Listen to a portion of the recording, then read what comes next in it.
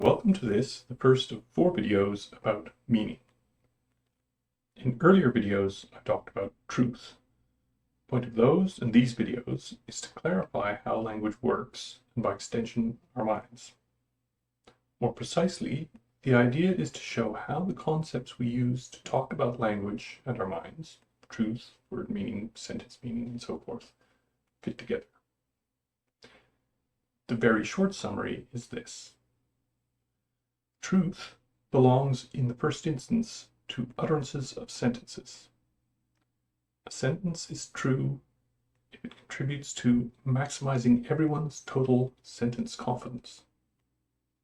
2 word utterances have the same meaning, just in case they can be swapped for each other in all sentences true at their moments of utterance. And 2 sentences express the same proposition, just in case their respective words can be mapped into pairs with the same meanings. A proposition then is just a set of token sentences, really, any 2 of which express the same proposition. With qualifications, it's convenient to understand propositions as bearers of truth also. In this case, they're derivative. Again, sentence utterances in the first instance are the bearers of truth. The approach in these videos is to present a simple, precisely specified model of the elements needed for language, and to build it out bit by bit until its elements, so the things within the model, are naturally described in terms of concepts which match onto our usual semantic concepts. The benefit of this approach is that it keeps separate 2 undertakings which are often mixed together. The first is defining a coherent set of concepts and clarifying their relations. The second is showing that these defined concepts accurately correspond to our familiar concepts. Let me give you an example. We started in the truth videos by including in the model lots of what I call speakers, lots of strings of sounds, which I call sentences, and then for each speaker, a value mapping or function, which assigned to each sentence a number between 0 and 1. I then just stipulated a definition. A speaker leaves a sentence, just in case her value assigns it a value greater than 0.5. Now, ignoring for a minute the name I chose for this concept, belief, it's a pretty innocuous definition. The controversial part comes only when we try to decide whether a speaker leaving a sentence accurately represents a speaker believing a sentence. Looking just at what I've said, you might say, yeah, not really. But the point, of course, is to fill in the details in the model to a point where it starts to be a good correlation. And the point I should emphasize of the no doubt irritating convention of that leading P on the names of all the model's concepts, speaker and truth and so on, is to keep separate the model building part of the undertaking and the substantive claims about language, the other part of the undertaking. And I'm going to continue that here. Okay, so to start to get to meaning, which is our topic, let's recap truth in just a bit more detail. Truth in the model belongs in the first instance to particular utterances or expressions of sentences, as I just said. Roughly, in the model, a token sentence is considered true just in case it increases all speakers' aggregate value. That is sort of sentence confidence or degree of belief. Now, stated baldly like this, the view doesn't sound very compelling, I grant you. But with the value function refined, as we do, so that whether a given token sentence is believed by its corresponding speaker depends in part on what else she believes, it emerges in the model that speakers would naturally both compete and cooperate with each other to maximize their own individual aggregate value. And this, I think, matches in a compelling way how dialogue actually works and starts to give the model some plausibility. Okay, so much for our summary of truth then. Let's start on meaning as it were, by adding words to the model. The elements of the model to date, again, are first a large set of speakers, a large set of sentences, which again were just strings of sounds without any apparent meaning to them. And thirdly, value mappings or functions, which associate a number between 0 and 1 for each speaker sentence combination. The fourth element of the model was pleasure, which was the motive for getting value. And this was, again, just a placeholder to be cashed out. The idea was that it's a sort of stand-in for the real mundane pleasures, or pains, in fact, which associate with sentences being true and which give value to tracking sentences. So to these four items, let's now add a fifth, which is a finite but large, let's say the many thousands, stock of words, each of which is just, again, a sequence of sounds, apparently meaningless. And having added these words, let's also immediately add a corresponding constraint that effectively every negatively or positively valuable sentence is resolvable into a sequence of words. Words are, again, as sentences were, just arbitrary and apparently meaningless. Okay, so now to start to get a grip on words, let's start by looking at words key to logic. So not, and, all, and so forth. Specifically, let's say the model's stock of words has sound-alike counterparts for these English words of logic. How then would it work for not in the model to mean what not does in English? Well, if a speaker of English has high confidence in some sentence like, say, the dog is on the rug, effectively 100% confidence, if you like, the dog is right in front of her, and the dog is sitting on the rug, then she, the speaker, would strongly doubt its denial. The dog is not on the rug. She had effectively zero confidence in that latter sentence. What we need in the model, evidently, is that on the whole, for most speakers, most of the time, the value of, say, the dog is not on the rug is 1 minus the value of the dog is on the rug. The idea being that we should capture that a person's confidence in some given sentence is roughly the converse of her confidence in the denial of the sentence. Now, straight away, we have to emphasize that the value function is meant to represent what speakers actually value, not what they ought to value. So we don't want to insist that the model be constrained so that this relation holds absolutely as an equation, just that it mostly does to some fairly forgiving precision. People sometimes get things wrong, and we'll have to come back to this point. What then about the word and? The reasoning follows a similar pattern.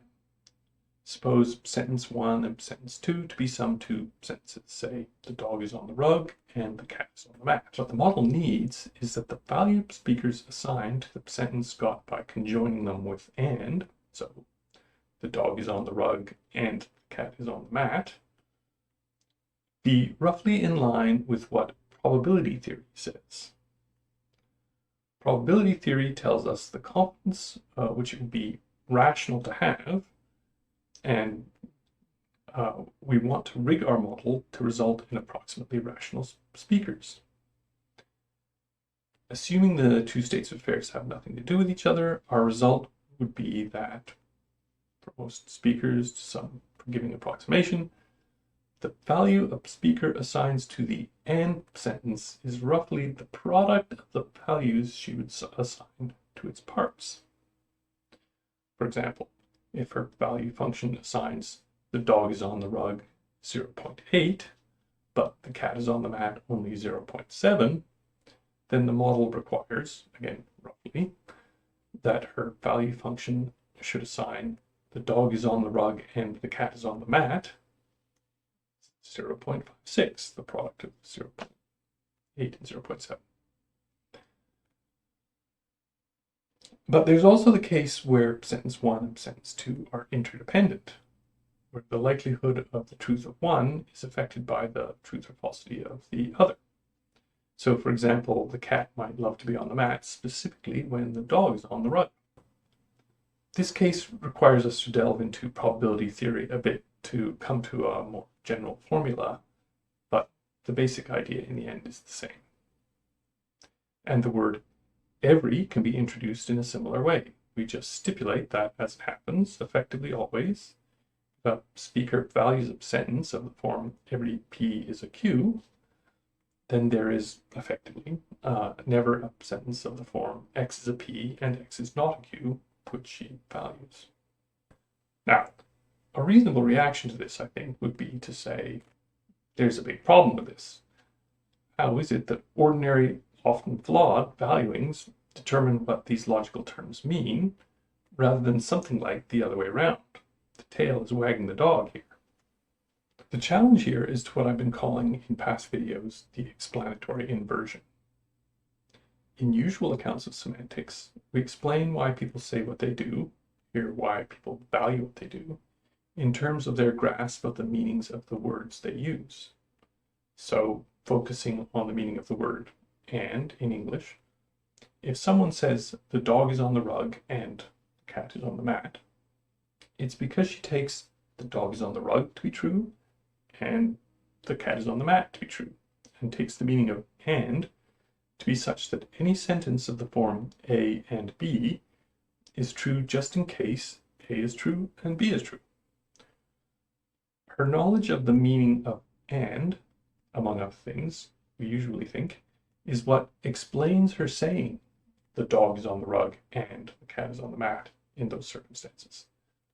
The meaning of and is in part what makes it right to say the dog's on the rug and the cat is on the mat, if indeed these two things are the case. And again, all this according to the familiar picture. In the account here, we are just taking as given that speakers mostly value the dog is on the rug and the cat is on the mat, just in case the dog is on the rug is true and the cat is on the mat is true. We deduce from this valuing the meaning of and. So things are the other way around. Now, I can see that this may seem to amount to saying we're inclined to do this, therefore this is right. Which, if you consider its moral equivalent to make the point vivid, oppressing these people is right because it's what we're inclined to do, is surely incorrect.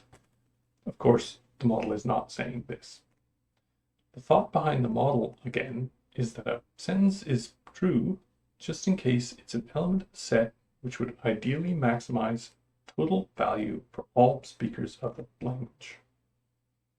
This is the ideal to which we're committed in conversing, so the thought goes. Although being generally valued on its face may incline us to think that a sentence is true, it's not a guarantee. As the number of sentences considered true in the collectively established set increases in the model, the inhabitants of the model converge on what would afford them all, on balance, the most value, and hence pleasure, and that is to say, the truth. With all data in, and actually a lot less than that in practice, they would just agree that the value is maximized whenever sentences of the form A and B are in the set, just in case both A is in the set and B is in the set, even if, as individuals, they might deviate in particular cases. And the further step, of course, is that we, speakers of English, it actually inhabits this model. That's the thought that drives this. Still though, the sense that it's our knowledge of words' meanings which explains our confidence in the sentences in which they appear is strong. It's reinforced by the way we use meanings in justifying having said something on an occasion. I said he is hirsute. Hirsute means hairy, and he has a lot of hair. Talk like this gives the appearance of plausibility to the idea that knowledge of word meanings in some substantive way explain our uses of them. The 2 points I'm at pains to emphasize are, first, that this thought, that knowledge of meaning in the relevant way explains understanding and use, is not, in fact, compulsory. And secondly, not just that it's not compulsory, it in fact is false. So, concerning the first point that it's not compulsory, the relevant way I have in mind here is any systematic, scientific, or quasi-scientific way. Science has other non-semantic, non-intentional theoretical frameworks, which it's reasonable to think will fully explain why it is that we're inclined to utter what we do on occasions. The facts which need explaining can be fully explained without recourse to semantics. All of this is consistent, to be clear, with the perfect respectability of meaning explanations of the kind I just mentioned, hirsute means hairy, in just an ordinary conversation. The reasons for maintaining the second point, that it's not merely not compulsory, but that's in fact false, are complicated and varied, and they're unfortunately beyond the scope of this discussion. They have to do with the differences between causal explanations and reason-giving explanations, and the fact that the latter don't sort of bottom out in tidy, unproblematic universal axioms or laws. But anyway, I'll content myself here simply to say that the model works while rejecting this thought again that meanings explain why we say what we do in the relevant way. The model works while rejecting that thought, and no theory I'm aware of which accepts that thought works.